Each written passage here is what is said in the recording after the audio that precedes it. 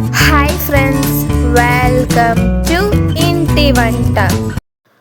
ఏంటండోయ్, మీలో ఎంతమందికి Dora cake ఇష్టమో చెప్పండి. ఖచ్చితంగా మీ పిల్లలకి కూడా డోరా కేక్ ఇష్టం ఉండే ఉంటుంది. మరి బయట నుంచి తెచ్చి అన్హెల్తీగా ఇవ్వడం కంటే నేను చెప్పిన ప్రాసెస్లో తప్పకుండా చేయండి. డోరా కేక్ అనేది తప్పకుండా పర్ఫెక్ట్గా వస్తుంది. నేను చెప్పిన కొలతలతో ఎగ్జాక్ట్గా చేయండి, సేమ్ టేస్ట్ వస్తుంది.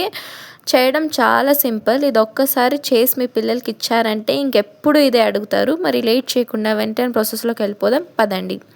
ముందుగా ఒక మిక్సింగ్ బౌల్ తీసుకోండి. అందులోకి ఒక జల్లెడని పెట్టుకోండి. అందులోకి ఒక కప్ అంతా మైదా వేసుకోండి. ఇది నిజానికి మైదాతోనే చేస్తారండి. ఇప్పుడు ఇందులోకి అరకప్ అంతా షుగర్ పౌడర్ని వేసుకోండి. అలాగే ఒక 1/4 కప్ అంతా మిల్క్ పౌడర్ని కూడా వేసుకోండి, టేస్ట్ బాగుంటుంది. అలాగే ఒక అర టీ స్పూన్ అంత బేకింగ్ సోడాని కూడా వేసుకొని బాగా జల్లెడ పట్టుకోండి. దీన్ని జల్లెడ పట్టడం వల్ల డస్ట్ లాంటివి ఏమైనా ఉంటే బయటకు వచ్చేస్తుంది. ఇప్పుడు దీన్ని ఒకసారి బాగా మిక్స్ చేసేసుకోండి. ఇప్పుడు ఇందులోకి 1/4 కప్ అంతా కాచి చల్లార్చిన పాలని వేసుకుంటూ కొంచెంగా వేసుకుంటూ బాగా మిక్స్ చేసేసుకోండి. ఉండలు ఏమీ ఉండకూడదండి, జాగ్రత్తగా మిక్స్ చేసేసుకోండి. మొత్తానికి కన్సిస్టెన్సీ అనేది ఈ విధంగా ఉండాలి. ఇప్పుడు ఇందులోకి స్వీట్ కోసం ఒక 2 టేబుల్ స్పూన్ అంతా హనీ వేస్తున్నాను.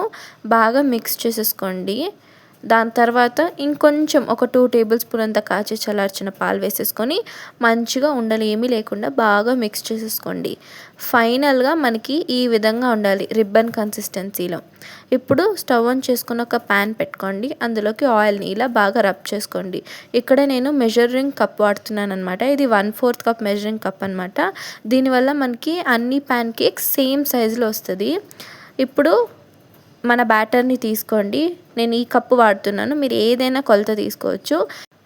ఇప్పుడు మనం ఈ బ్యాటర్ని ఆ ప్యాన్ మీద వేసేసుకోండి. అది అదే స్ప్రెడ్ అవుతుంది, మీరు ఏం స్ప్రెడ్ చేయొద్దు. ఇప్పుడు లో ఫ్లేమ్లో ఒక 2 మినిట్స్ కాల్చుకొని రెండో వైపుకి ఫ్లిప్ చేసేసుకొని మళ్ళీ 1 మినిట్ లో ఫ్లేమ్లోనే కుక్ చేసుకోవాలి. చూడండి, ఈ విధంగా సాఫ్ట్గా ఇంకా స్పాంజీగా వస్తుంది.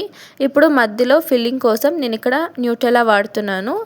మీరు ఏ చాకో స్ప్రెడ్ అయినా వాడుకోవచ్చు. దీనిపైన వేరే ప్యాన్ కేక్ పెట్టి బాగా ప్రెస్ చేసామంటే యమ్మీ అండ్ టేస్టీ డోరా కేక్ అనేది రెడీ అయిపోతుంది. మీరు కూడా తప్పకుండా ట్రై చేసి ఎలా ఉందో నా కామెంట్ సెక్షన్లో చెప్పడం అస్సలు మర్చిపోవద్దు.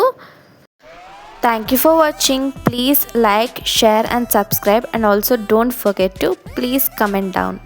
Bye bye.